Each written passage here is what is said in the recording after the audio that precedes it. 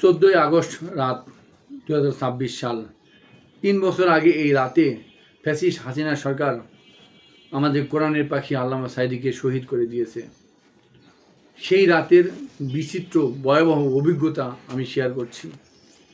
জীবনে আল্লামা সাঈদী হুজুরের লাশের পাশে একটা রাত আমি কাটিয়েছি, সেই অভিজ্ঞতা আমি শেয়ার করছি।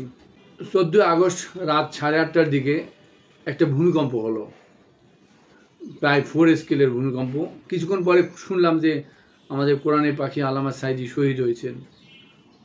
চোখের পানি ধরে রাখতে পারছিলাম না। তার জানাজার অংশ নেওয়ার জন্য প্রস্তুতি নিচ্ছিলাম।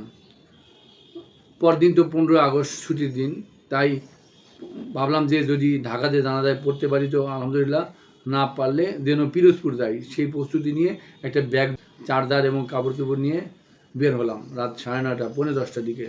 বাইরে শুনশান নীরবতা, থমথমে পরিস্থিতি, কোনো গাড়ি ঘোড়া কম। মনের মধ্যে কোনো ভয় ধরলো না।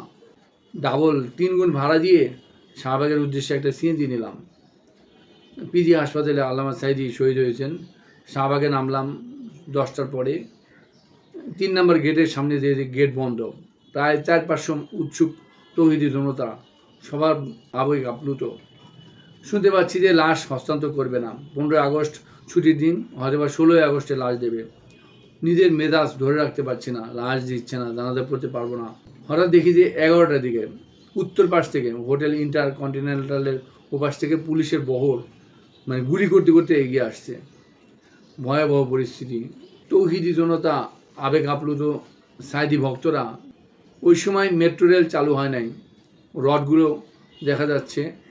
রড এবং মেট্রো রেলের সেই রড এবং ইটের টুকরা নিয়ে আমরা পুলিশকে ধাওয়া করলাম, নারায়ে তাকবীর বলে এমন ধাওয়া করলাম, কিছু পুলিশ শাহবাগ থানায় ঢুকে পড়লো আর অধিকাংশ পিছু হটলো। তারপরে শাহবাগ মোড়ে কিছুক্ষণ পায়চারি করলাম যে আবার হয়তো পুলিশ অ্যাটাক করে কিনা। না, তাদের লক্ষণ নাই, তারা একেবারে ভয়ে চলে গেছে, শেষ। পুলিশের সাহস নাই আর। তারপরে আমি রাত 1টার দিকে 1 নম্বর গেট দিয়ে মসজিদে ঢুকলাম, হাসপাতাল মসজিদে ঢুকে মোবাইল চার্জ দিচ্ছিলাম। অনেকে মোবাইলের চার্জার চাচ্ছিল, চার্জারটা রেখে আমি বাইরে আসলাম। 3 নম্বর গেটে ক্যান্টিনের সামনে 2 জন সাথীর সাথে গল্প করছিলাম। তখনও লাশ হস্তান্তর করে নাই। উৎকণ্ঠার মধ্যে আছি যে লাশ দিচ্ছে না। হঠাৎ দেখি লোকজন 2 ভাগ হয়ে লাইনে দাঁড়িয়ে গেছে। জিজ্ঞেস করলাম কী ব্যাপার?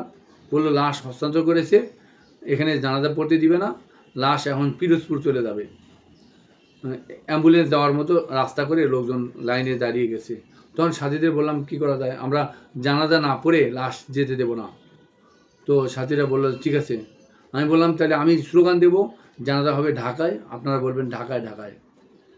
বাস, ওরা আমার সাথে স্লোগান দিতে শুরু করলো। আমরা ওই জনগণের মাঝখান দিয়ে স্লোগান দিতে দিতে কার্ডিয়াক ভবনের দিকে যাচ্ছিলাম, যেখানে লাশ হস্তান্তর করা হয়েছে। ওখানে গিয়ে দেখি জামাতের নেতারা, হামিদুর রহমান আজাদ, শফিকুল ইসলাম মাসুদ, অনেকেই আছে, তারা মোনাজাত করছে।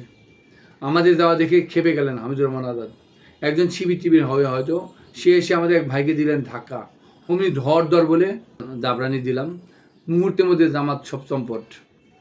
এরপরে সাথীদেরকে বললাম যে আমাদেরকে এখন লাশবাহী যে অ্যাম্বুলেন্সটা সরাতে হবে, নাহলে যে কোনো মুহূর্তে এই লাশটা আবার প্রশাসন ভিতরে ঢুকাতে পারে। এই বলে কয়েকজনকে নিয়ে পুলিশের সাথে ভলেন্টারি শুরু করলাম।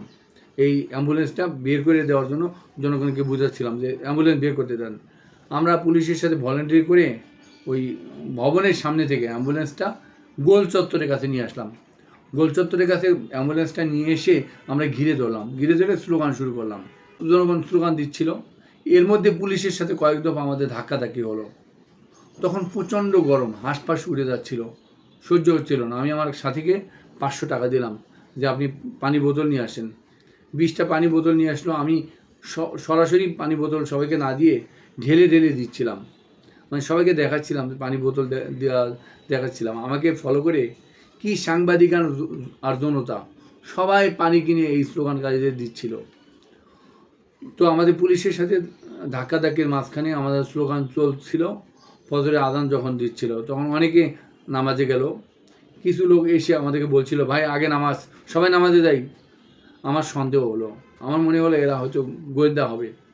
আমি সবাইকে ডাকলাম যে ভাই কেউ সরবেন না, ময়দান থেকে যাবেন না, এখানে এই লাশ ছেড়ে যাবেন না, আমাদের এখানে নামাজ পড়তে হবে, অজু করতে হবে না, আমাদের সিজদাও দিতে হবে না, আমরা তায়াম্মুম করব, আমরা ইশারায় নামাজ পড়ব, যেহেতু নিচে কাদা, সিজদা দেওয়ার পরিবেশ নাই।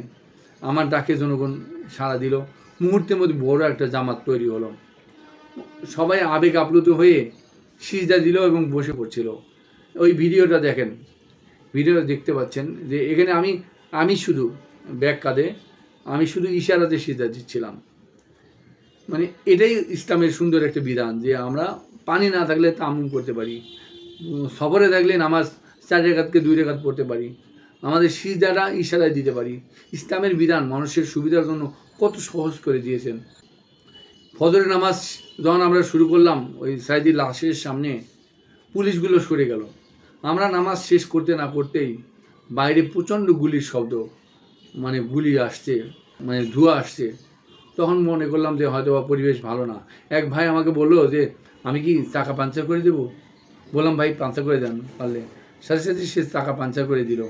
কুলাতে পারছিলাম না, আগুন আর ধোঁয়া সহ্য করতে না পেরে সবাই আমরা অনেকে মসজিদে আশ্রয় নিলাম, কেউ হাসপাতালে আশ্রয় নিল। আমি মসজিদের দোতলায় পিলারের মাঝখানে দাঁড়িয়ে হয়তো বা কিছুক্ষণের মধ্যে আমি দুনিয়া থেকে বিদায় নেব সেই প্রস্তুতি নিচ্ছিলাম, দোয়া দৌড় পাঠ করছিলাম। এত ভাই গুলি খেলো, আহত হলো, কত ভাই শহীদ হলো তার কোনো হিসাব নাই। কিছুক্ষণ পরে পুলিশ এসে ওই অ্যাম্বুলেন্সটা নিয়ে গেল। গুলি কিছুটা থামলো, বাইরে গেটগুলো ভাঙা, গেট দিয়ে বের হলাম।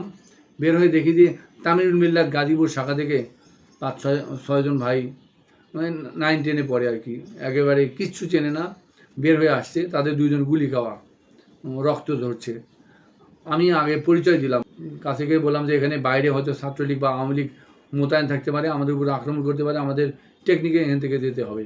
একটা লেগুনা দাঁড় করলাম, লেগুনা দাঁড় করে ওদেরকে নিয়ে আমি কারণ বাজার, কাঁচা বাজারের কাছে উদ্দেশ্যে রওনা দিলাম। কারণ বাজার মোড়ে দেখি যে অনেক পুলিশ। আমি লেগুনাকে বলে একদম বাজারের ভিতরে গিয়ে তাদেরকে আপ্যায়ন করালাম। আপ্যায়ন করে পানি কিনে দিয়ে 7 রাস্তা মোড়ে গিয়ে তাদের গাজীপুরে গাড়িতে তুলে দিলাম, ভাড়াও দিয়ে দিলাম। তারপরে আমি আর একটা গাড়িতে এসে বাসায় আসলাম। এসে এই ভিডিওটা পেলাম, ভিডিওটা সাথে সাথে ডাউনলোড করলাম। কিছুক্ষণ পরে দেখি যে ভিডিওটা প্রশাসন ডিলিট করে দিয়েছে। 2 দিন পরে শুনলাম যে ভিডিওটা করেছে ঝিনাইদহ জেলার এক ভাই, তাকে ক্রস ফায়ারে দেওয়া হয়েছে। তারপরে কয়েকদিন পরে শুনলাম যে প্রায় 5,000 জনের নামে ফ্যাসিস্ট সরকার মামলা করেছে। এই 5,000 আসামি সারা বাংলাদেশের 64 জেলায় প্রত্যেক থানা ভিত্তিক জামাতের নেতাদেরকে আসামি করা হয়েছে। আমার কিছু নিকট আত্মীয় এলাকার থেকে ঢাকায় হাইকোর্টে হাজিরা দেওয়ার জন্য আমার বাসায় এসেছে সেই লাশ থামানোর সেই মামলায়। আমি তাদেরকে শেয়ার করলাম যে লাশটা এভাবে আটকাইছিলাম। আমাদের লক্ষ্য ছিল যে লাশটা আটকানোর উদ্দেশ্য হচ্ছে যে সকালবেলা লক্ষ লক্ষ জনতাকে নিয়ে আমরা ঢাকাতে জানাজা পড়ব, কিন্তু আমাদের ভাগ্য হলো না, আমরা জানাজায় সামিল হতে পারলাম না। সকালবেলা যখন লাশ চলে গেল, পিরোজপুরে লক্ষ লক্ষ মানুষ সেই আল্লামা সাইদির জানাজায় সামিল হয়েছিল। সেটা কেন হয়েছিল? আমরা লাশ সেই আটকাইছিলাম বলে সকালে সেই পিরোজপুরে এত বড় জামাত হয়েছিল। হুজুরকে শহীদ করার 1 বছরের মাথায় হাসিনার পতন হয়ে গেল। হাসিনা চেয়েছিল যে এই 14ই আগস্ট রাতে সাইদিকে শহীদ করা মানে হচ্ছে 15ই আগস্টে শেখ মুজিবের মৃত্যুবার্ষিকী জনগণ পালন করবে। 1 বছরের মাথায় জনগণ সেই শেখ মুজিবের মূর্তির উপরে উঠে পেশাব করে দিয়েছে, মূর্তির মাথার উপরে পা ঠেকিয়েছে, ছবি দেখতে পাচ্ছেন।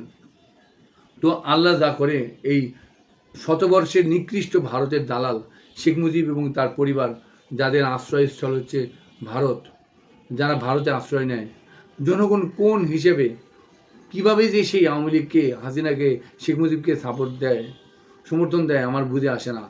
যাদের মধ্যে ন্যূনতম দেশপ্রেম আছে, যারা দেশকে সামান্যতম ভালোবাসে, তারা কখনো আওয়ামী লীগকে বা এই ভারতের দালালদেরকে সমর্থন করার কথা না।